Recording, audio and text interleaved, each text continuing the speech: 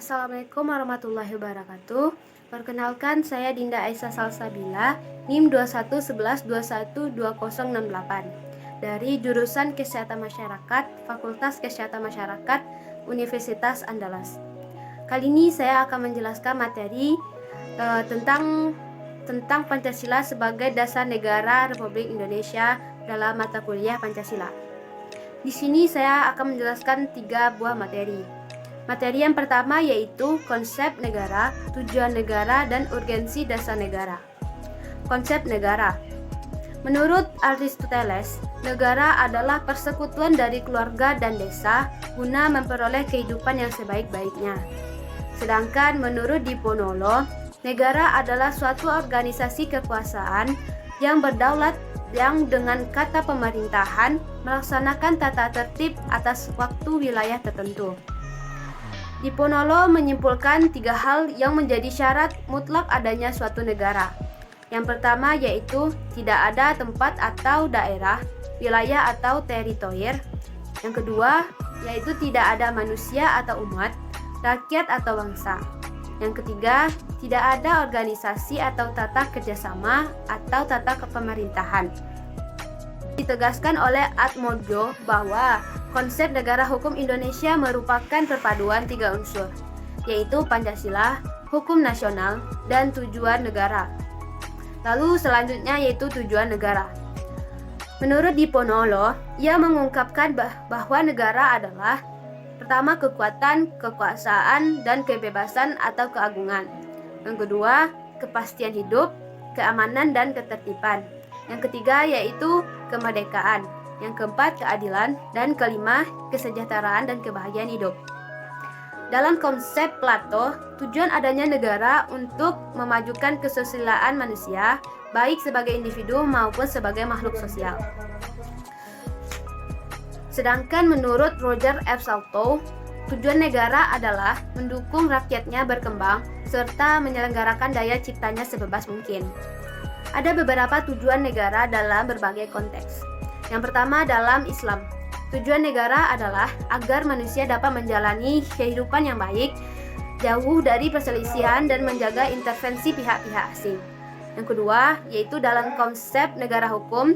Tujuan negara adalah menerapkan hukum dengan berdasarkan dan berpedoman pada hukum. Yang ketiga, dalam konteks negara Indonesia, tujuan negara sesuai dengan pembukaan Undang-Undang Dasar Negara Republik Indonesia tahun 1945 adalah untuk memajukan kesejahteraan umum, mencerdaskan kehidupan bangsa, dan ikut melaksanakan ketertiban dunia yang berdasarkan kemerdekaan, perdamaian abadi, dan keadilan sosial. Lalu selanjutnya itu urgensi dasar negara.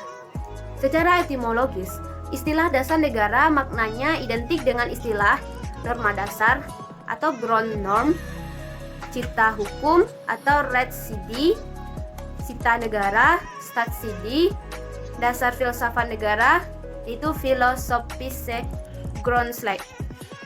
Secara terminologi atau istilah, dasar dapat diartikan sebagai landasan 2 sumber dalam membentuk dan menyelenggarakan negara.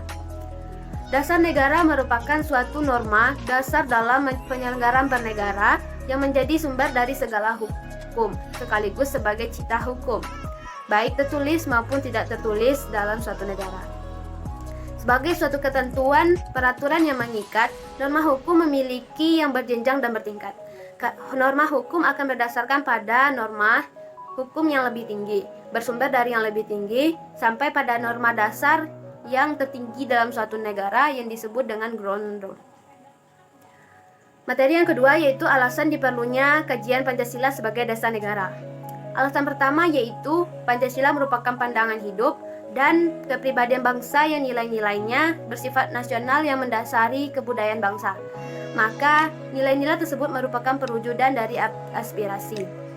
Yang kedua, dengan Pancasila, perpecahan bangsa Indonesia mudah dihindari karena pandangan Pancasila berpedoman pada pola hidup yang berdasarkan keseimbangan, keselarasan, dan keserasian.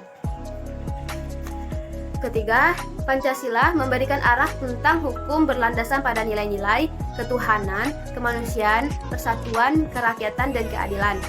Sehingga negara menaungi dan memberikan gambaran yang jelas tentang peraturan, dan berlaku untuk semua orang tanpa ada perlakuan diskriminatif bagi siapapun.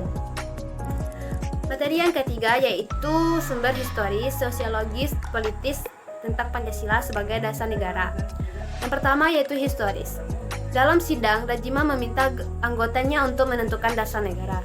Sebelum ini, Muhammad Yamin dan Suepomo mengungkapkan pandangannya mengenai dasar negara, dan Soekarno berpidato pada tanggal 1 Juni 1945 menyebutkan dasar negara dengan menggunakan bahasa Belanda yaitu filosofis grondslag bagi Indonesia Merdeka.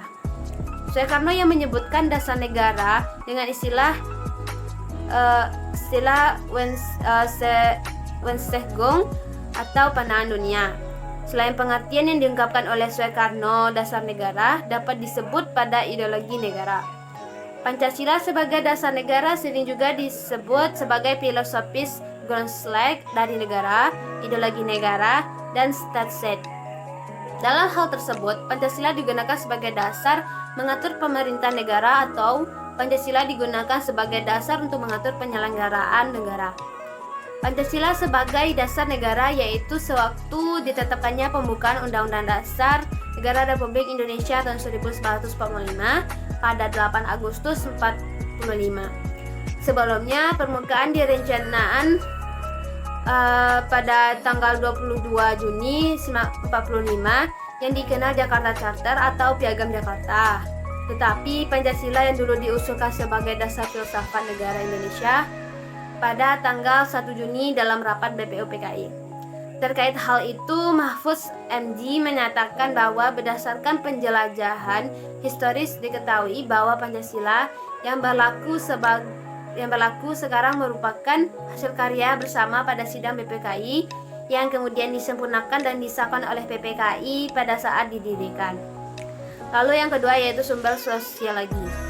Secara ringkas, Latif, pimpinan MPK dan tim kerja sosialisasi MPR periode 2009 sampai 2014 menguraikan pokok-pokok moralitas dan haluan kebangsaan menurut alam Pancasila sebagai berikut.